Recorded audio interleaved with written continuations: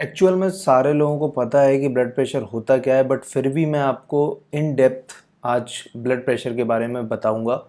और लास्ट तक वीडियो में बने रहो, जिससे कि आपको पता चल जाएगा सारी चीज़ें क्या होती हैं, कैसे बढ़ता कैसे घटता है, इसकी नॉर्मल वैल्यूज़ क्या होती हैं, काम कैसे करता है ब्लड प्रेशर, सारी चीज़ें आपको पता चल जाएंगी। और हाँ, लास्ट में मैं ये भी बताने वाला हूँ कि ब्लड प्रेशर को कैसे नॉर्मल तरीके से हम मेंटेन कर सकें नेचुरली विदाउट एनी मेडिसिन। तो आखिर में ब्लड प्रेशर होता क्या है, question mark. Heart is a pumping organ. जो दिल है वो पंप करता है खून को नसों के अंदर, ठीक है, आर्टरीज के अंदर। तो जब वो पंप करता है तो जो ब्लड है वो हार्ट से बाहर जाता है, कहाँ पे, आर्टरीज के अंदर। तो आर्टरीज पे जब वो ब्लड प्रेशर लगाता है, that is called pressure. Blood pressure is a pressure which is exerted on the arterial walls due to the contraction of the heart. This is called blood pressure. For example, मान लो ये एक heart है, okay. ये ऐसे करके इसकी aorta वगैरह बना देता हूँ मैं, समझ जाना, ड्राइंग इतनी ज़्यादा अच्छी नहीं है। और यहाँ मान लेता हूँ कि एक ये आर्टरी कनेक्टेड है, ओके।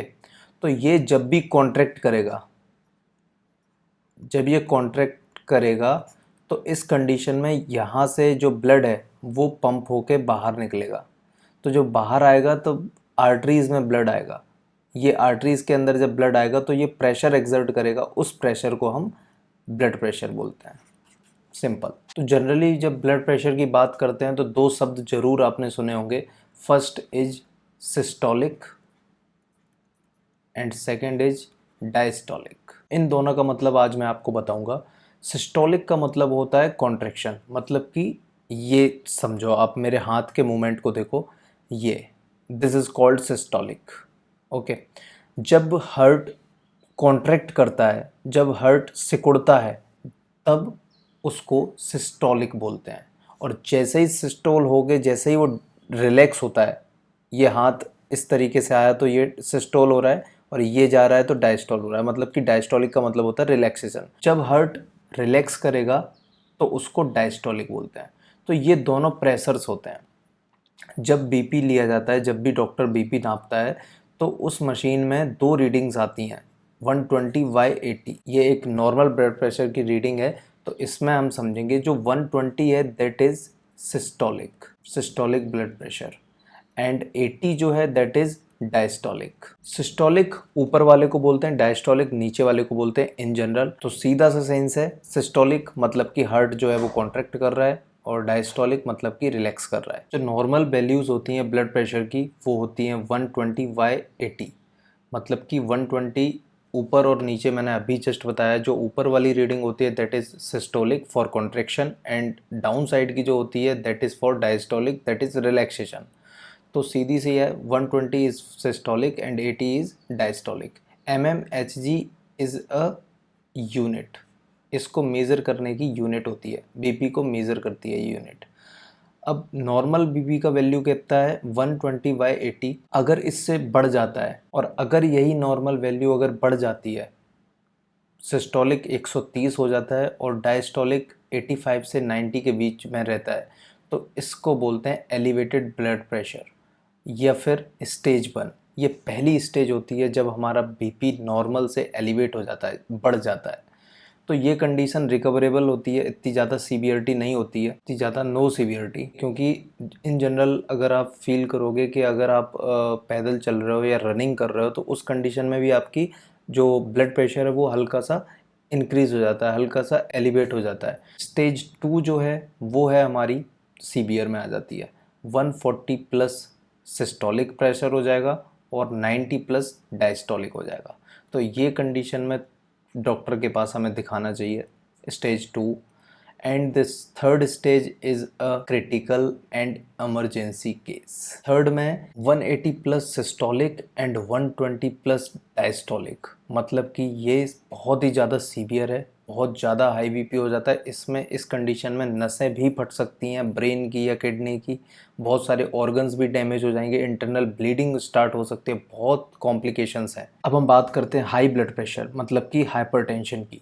हाइपरटेंशन का मतलब होता है कि ब्लड प्रेशर जो है वो बढ़ जाना बॉडी में। तो ब्लड प्रेशर किन किन वजहों से बढ़ता है, क्या क्या उसके कारण हो सकते हैं, तो उनके ऊपर आप बात करेंगे।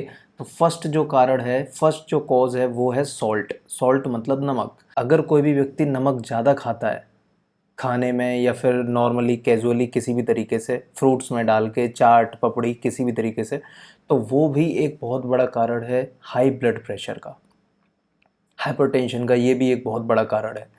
Second is stress and tension. इस संसार में हर कोई पीड़ित है स्ट्रेस और टेंशन से। हर किसी को प्रॉब्लम रहती है, ठीक है। कभी कुछ सोचना, कभी कुछ सोचना, ओवर थिंकिंग। यूथ जो है वो सबसे ज़्यादा शिकार है ओवर थिंकिंग का। कुछ ना कुछ उनके दिमाग में चलते रहता है। तो वो भी एक बहुत बड़ा स्ट्रेस और टेंशन का एक कारण है कि हाई ब्लड प्रेशर हो जाता है उन लोगों में। Third is obesity. ओबेसिटी मतलब कि मोटापा। ऐसे व्यक्ति जिनका शरीर है वो बहुत ही ज़्यादा मोटा है, उन लोगों में भी हाई ब्लड प्रेशर की समस्या हो सकती है। And the fourth one is family history. Family history का मतलब होता है कि जेनेटिक्स या फिर हेरिडिटरी, मतलब कि अगर किसी के माता पिता को अगर हाई ब्लड प्रेशर की समस्या है तो उसके जनरेशन है उनमें भी हाई ब्लड प्रेशर की समस्या देखी जाएगी, ठीक है। मान के चलो मदर फादर, इन दोनों को अगर ब्लड प्रेशर है या फिर किसी एक को है, तो जेनेटिक्स के अनुसार जो उसका बच्चा होगा उसमें भी हाई ब्लड प्रेशर देखा जाएगा। And the fifth one is smoking. Smoking और अल्कोहल, ये दोनों चीज़ें आप किसी भी बीमारी में ऑटोमेटिकली ड्रॉ कर सकते हैं। ऐसी कोई भी बीमारी नहीं है जिनमें इनका हाथ ना हो। हर एक बीमारी में ये आ जाते हैं कहीं ना कहीं से, और इनकी वजह से आधे से ज़्यादा बीमारियों की जड़ ही यही है। लोग सोचते हैं कि मैं स्मोक नहीं करता, बट मेरे सर्कल में सारे लोग स्मोक करते हैं। तो ये एक बहुत बड़ी दिक्कत है। तुम स्मोक नहीं करते कोई बात नहीं, लेकिन तुम स्मोकर्स के साथ तो हो, उस चेन का तो हिस्सा हो। तो इसका मतलब ये तो नहीं है कि धुआं आपके अंदर नहीं जा रहा, अंदर तो जाएगा, वो रेस्पिरेटरी ट्रैक्ट में तो जाएगा। तो स्मोकिंग एंड अल्कोहल ये भी दोनों के दोनों कारण हैं हाई ब्लड प्रेशर के। And poor sleep and medicines. Poor sleep का मतलब है कि बहुत ही एवरेज स्लीप लेना, मतलब कि 4 से 5 घंटे बहुत सारे लोग सोते हैं, तो ऐसा नहीं करना है। स्लीप एटलीस्ट 7 to 8 आवर्स की आपकी होनी चाहिए मिनिमम, तब जाके आपकी बॉडी सही से काम करेगी। The last one is medicines. Medicines मतलब कि ऐसी मेडिसिन्स जो कि हाई ब्लड प्रेशर को प्रमोट करती हैं बॉडी के अंदर। तो इन सारी चीज़ों को आप अगर मेंटेन कर लेते हैं तो श्योरिटी से आपका जो ब्लड प्रेशर है वो हाई नहीं होगा, और वो हमेशा मेंटेन रहेगा, दैट इज़ नॉर्मल, नॉर्मल ही रहेगा हमेशा। अब हम बात करते हैं कुछ हाई ब्लड प्रेशर के कुछ सिम्टम्स की।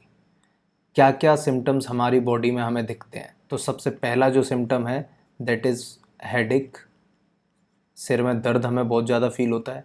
And second is dizziness. Third is chest pain. Fourth is nose bleed, नाक से खून भी आता है, छाती में दर्द होता है। Fifth one is shortness of breath. Shortness of breath का मतलब होता है कि सांस जो है वो हमें सही से नहीं आती। तो ये सारे थे हाई ब्लड प्रेशर के कुछ सिम्टम्स। अब हम बात करेंगे लो बीपी यानी कि हाइपोटेंशन। हाइपर का मतलब होता था ज़्यादा, हाइपो का मतलब होता है कम। तो हाइपोटेंशन, यहाँ पे बीपी कम होने की बात हो रही है। तो लो बीपी किन वजहों से होता है उनके बारे में हम देखते हैं। सबसे पहला कॉज जो है वो है डिहाइड्रेशन। बॉडी अगर डिहाइड्रेटेड है तो ये एक कंडीशन हो सकती है लो बीपी की। जनरली आपने देखा होगा कि सन स्ट्रोक हो जाता है, या फिर हम धूप में जाते हैं तो बहुत ही ज़्यादा एकदम ऐसे चक्कर से आने लगते हैं, डिजीनेस होती है, डलनेस होती है, और मतलब पानी की प्यास भी लगती है। तो ये कंडीशन होती है लो बीपी की। यहाँ पे बीपी अगर लो हो जाएगा तो आप चक्कर खा के ज़मीन पे गिर जाओगे। And the second one is infections. बहुत सारे इन्फेक्शंस होते हैं, वायरल, बैक्टीरियल, सेप्सिस, इन सारे इन्फेक्शंस की वजह से भी लो बीपी होता है। And the third one is week heart. Heart जो है वो कार्डियक मसल से बना हुआ होता है, कार्डियक मसल।